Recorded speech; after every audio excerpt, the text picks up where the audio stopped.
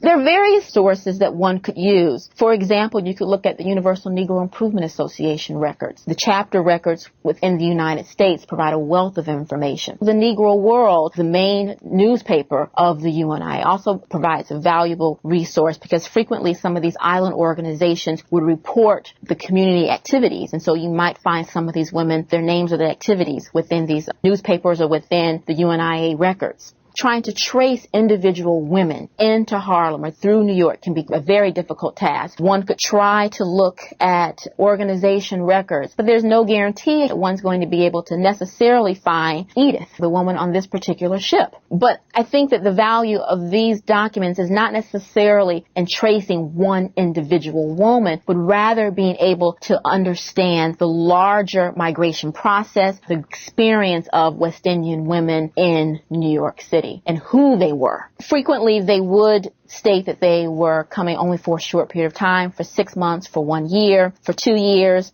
And in that case, they might bring letters, they might bring various commodities, food items. Some items were very difficult to find in New York. And so their family members would bring food and maybe newspapers, word of other family members. But even beyond that, you find a large amount of exchange in terms of money, the remittances that were sent home from West Indian immigrants, and then family members sending various goods home. You can learn about the remittances by looking at Jamaica and other island census records. The postal records state that certain amount of money, American dollars, came into Jamaica, or a certain amount of money from the United States came into Trinidad. So you're able to trace that over a period of time. And the remittances make up another kind of fascinating feature of Caribbean history, and almost a certain reliance on remittances within Caribbean culture. And then through oral interviews, we can also begin to try to tease out some of this information, where you find a woman who may just have a job as a domestic, but she is sending money. She may have left her children back home in Jamaica or Trinidad. And so it's very important that she send a significant portion of her earnings. So it becomes a matter of piecing various documents together. And again, the manifest records provide